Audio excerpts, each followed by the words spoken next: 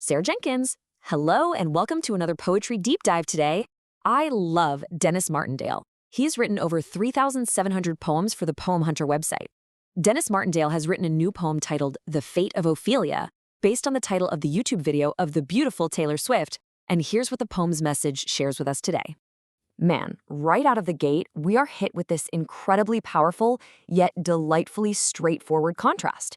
Denis Martindale sets up the core thesis of his poem by placing the pure, genuine intentions of an honest heart right next to the sheer, bewildering foolishness of a toxic relationship.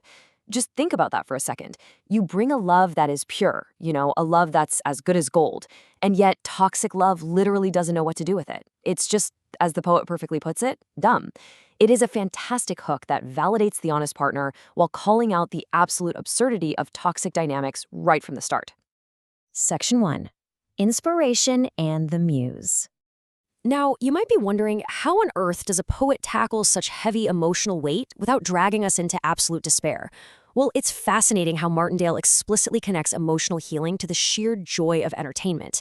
He notes that people say love believes everything, right? Like nobody would ever lie to you. But when they actually do and you get hurt, time becomes this great healer. And what better way to move on, he suggests, than watching beautiful people singing beautiful songs and dancing? He points to the extravagant eye candy music videos of Taylor Swift, as well as the classic song and dance era of Busby Berkeley musicals and those legendary Fred Astaire and Ginger Rogers romance films. I mean, he even points out how those very films helped America rise from the Great Depression decades ago.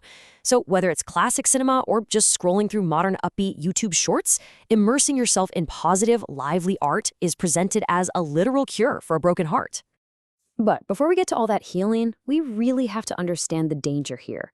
The title of our poem is a direct reference to The Fate of Ophelia. The poet notes that a quick Google search reveals Ophelia's tragic end, drowning in her own sorrows, entirely consumed and destroyed by toxic love. Look, people can be a blessing or a curse, and sometimes it takes time to learn the actual truth.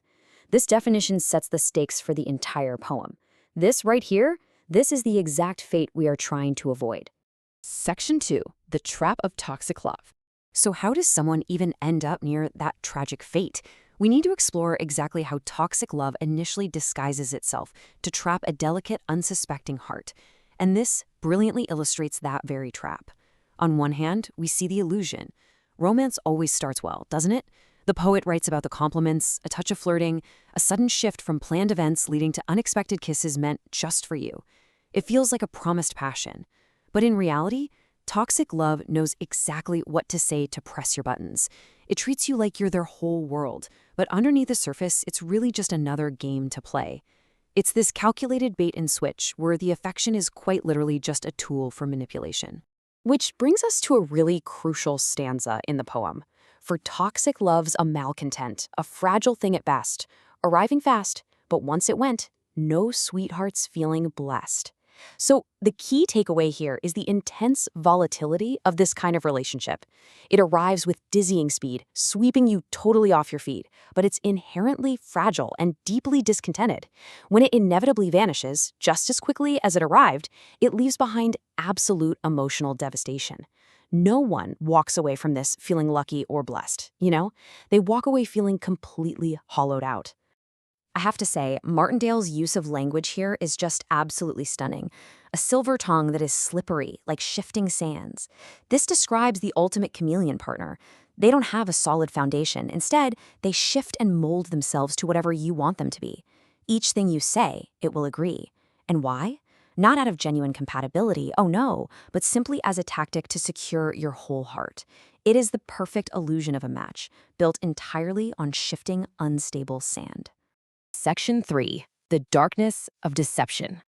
So once the heart is completely secured by those slippery, shifting sands, the narrative arc plunges into its lowest, darkest point. The deception doesn't usually start with massive betrayals, does it? It starts subtly. Then come the lies, white lies at first, so secrets stay intact. It is the slow, quiet erosion of trust. The toxic partner tells small untruths to cover their tracks, masking their true nature. But those white lies compound, ultimately leading to that devastating, stomach-dropping realization that you have been entirely double-crossed. And that brings us right to the poem's pivotal question. You're double-crossed and feeling cursed. How then will you react? I absolutely love this part of the explainer because Martindale is turning directly to you, the viewer. Your pure innocence has been taken advantage of. You feel literally cursed. The entire illusion has shattered. So, what is your next move? Do you sink into the waters like Ophelia, or do you find another way out? Before the recovery, though, comes the grief. These heavy lines perfectly capture that paralyzing shock. The dreary darkness undermines the remnant of your love. You let love go. You let love die. You stare until it's gone. The poet describes lying forlorn in bed with zero joy to carry on, just watching the last remnants of pure innocence and love fade into a dreary darkness.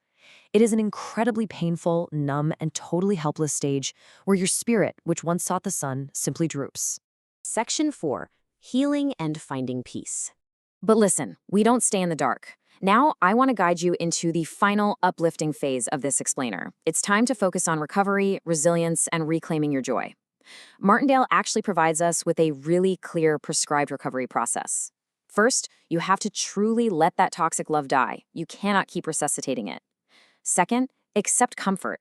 The poem mentions a stranger who comes as a friend, someone who stays to comprehend the reasons you despaired. It's through that genuine connection that your sorrow gets drained away. Third, you must be brave and keep the hurts restrained and chained to keep yourself safe. Do not let the trauma run wild. And finally, step 4, definitively reject the tragic fate of Ophelia and actively choose to embrace peace. And here we reach an incredible turning point.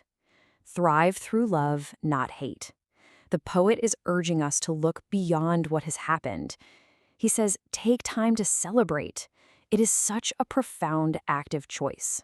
You don't heal by harboring bitterness or letting the toxicity harden you into a hateful person. No way.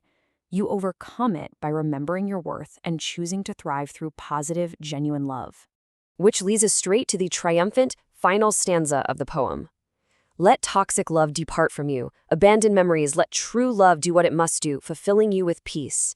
It is a soaring, energetic command. Let it go. Drop those heavy, toxic memories that are dragging you under the water.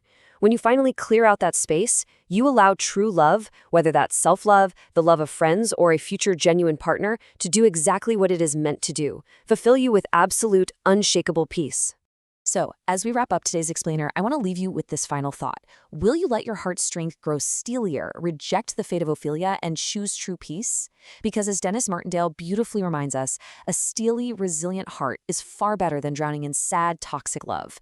You have the power to step out of the darkness, put on an upbeat song, celebrate your life, and truly thrive. Thank you so much for joining me to explore this wonderful poem, and I really hope you carry this message of strength and peace with you today.